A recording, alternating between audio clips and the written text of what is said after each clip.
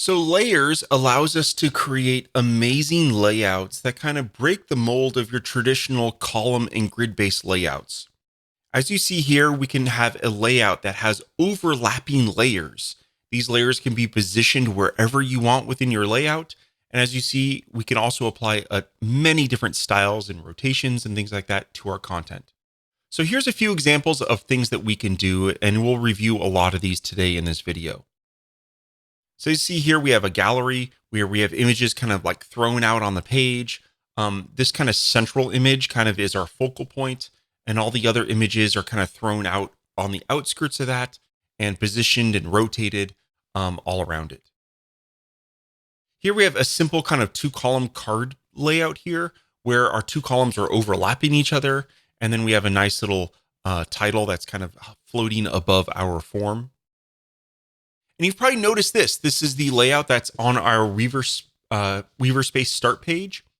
And this layout, we've been asking for years. People have been asking us how we've created this. So we finally released the layer stack, which is how we've done it. And this is exactly what it does, right? It basically uses layers, takes all these various components and layers them and kind of stacks them on top of each other. So you can create these really interesting layouts that are actually fully responsive as well. So let's jump into WrapWeaver really quick and kind of show you how these layouts were created. So first off, we'll just show you by adding a base layer stack to the page, right? It's just so you can kind of see what things look like blank. So here we have a default drop area where you can add kind of your static content. And then if you wanted any floated content or any layers, you can go ahead and click this plus button. And there's two different things that we can add, a layer shift and a layer float. The layer shift allows us to basically think of it as static content, but it allows us just to kind of shift things up, down, left, or right. Okay. And then if we want the full-blown floating capabilities, we would add a layer float stack that allows us to really position this content anywhere that we want within our layout. So let's quickly review the layers stack. Inside the main layer stack, it's kind of broken down into two main sections. First, we have a container, okay? So basically the wrapper around our layout. We need to define the height. So by default, it's auto, so it'll be based on the stacks that you add in here, the static stacks that you add. But we can also make things like variable. So if you want it to always be, let's say 40% height of the browser, 50%, or maybe even 100% height of the browser, you can do that. You can fill, this is kind of a more advanced technique. If you already have an existing layout and you want this to just fill that layout, you can use that. It's probably only 1% of the time you'll use something like that. And then lastly, we can do scale, which is basically allows us to create an aspect ratio. So let's say like a 16:9, or maybe you want a square layout, that would be a 1:1. And then you can set minimum and maximum height limits on that as well. Then we have our paddings and margins. This is horizontal or top and bottom padding, okay, and top and bottom padding and margin. And then we can set our overflow, okay. And then if you're for all the Foundation 6 and CSS lovers out there, we have the ability to add classes to this wrapper, so you can add additional styling or things like that with swatches. So now the rest of the settings within the layer stack all have to do with styling and setting up the background layer within your layers layout. So by default, we can add in a background image. So let's go ahead and add in this image here. And that gives us our background layer. That's kind of the background that all of the other layers sit on top of. Even the static content sits on top of the background layer. Now we can apply an overlay. We can actually blur the image as well. So we can kind of apply a blur. We can apply an opacity. And then we can also change it. Maybe we make it a static color. We can make it actually have stack content, which I'll show you in a little bit. And then we can also do warehoused image, which also gives you total CMS support as well. So let's go back to this color so we can kind of play around with things here. Let's go back to the image. That's a cool kind of Stacks Pro image there. Now, if we look at the background sizing, okay, we can either have the background be on the left or the right. We can adjust the width of that background layer. And then we can also adjust the offset. So if you see here, as I'm moving it, it's kind of like I'm determining the location of that background layer. Now we can also apply round corners. So if we want it, let's say a little bit more rounded, we'll see that those round corners are there. You can also do detailed rounding. So you can actually do rounding for each corner can be unique. Okay.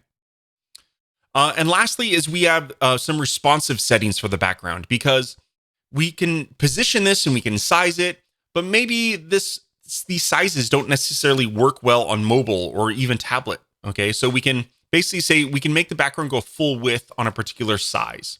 So by default, I think it's medium, but we can set it to, let's say, small. On small, it's actually going to go full width. So that background layer is going to take up the entire width.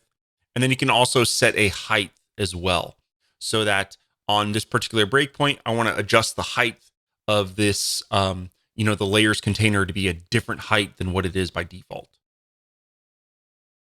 All right, let's dive into the layer shift and layer float stacks. Very similar. The layer shift, as I said, it keeps your content static, but it just basically shifts it left or right or up or down. You can adjust the sizing and the height. And if you want to adjust the direction, you can adjust top or bottom. And then you can shift it by either a percentage or a pixel amount. Okay. Now, the percentage is the size of the actual content within the layers shift stack, right? So if you do, let's say I want to move it 10%, it'll be 10% of the size of the content within that layer, basically. And the same goes for horizontal. You can do left or right, and then you can either shift it by percentage or pixels. And last but not least, we can actually do some rotation as well. And let's say if we rotate, I can go ahead and preview that within, it's within this layer shift stack, but you can preview the rotation as well if you kind of want to see, because sometimes it's kind of hard to visualize what a percentage rotation is or what 30 degrees really is. So this allows you to visualize that with the preview button. Next is the layer float stack. Now this kind of takes it up a notch from the layer shift because it also gives us breakpoints. Okay.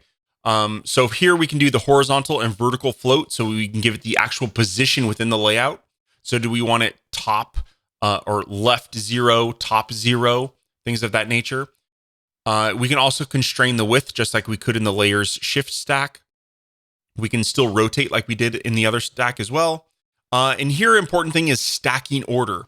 The stack order, the larger the number, the more on top it will be. So this allows you to create the layered look to define what objects lay on top of other objects. So there we go. Next is we have the breakpoint. So I kind of skipped over that. If we break on small, medium, or even a custom breakpoint, okay, it will use the break settings within the float settings here. Okay, so if we define, breakpoint small, it would be 0 by default, but then at that particular breakpoint, it would use the breakpoint values. Okay, so you can add as many layers as you want. You're not limited. You can have, as many as you want. Let's go ahead and look at some of these implementations that we have here. So here in that top, let's look at that. That's that top gallery here. Okay, so in this layout, let's look how we're going to build this. Again, this picture of the Golden Gate Bridge is kind of center focused. It's right in the middle. It's our static content. And then all the other ones kind of float around it. So let's look at those. So if you notice inside the layers, I just have the picture stack in there. And that picture stack is anchored directly into there. And then I have a bunch of layer floats. Okay. And this layer float allows me to, this particular image here is at top 20%, right 0%. And then the width is 25%. Okay, so let's look at that. So here it's at top 20%. So it's 20% from the top. It is 0% from the right because it's all the way out here on the right. And then we're restricting it to 25% the width of the entire layout. Now you also notice here that when you choose your floating, you can also center the origin. By default, the top left corner of your layout is what is used. So if I were to set this to be 0, 0, if I were to set this to say right 0, bottom 0, okay, or let's say right 0, top 0, the right corner would be at the top right of the layout, okay?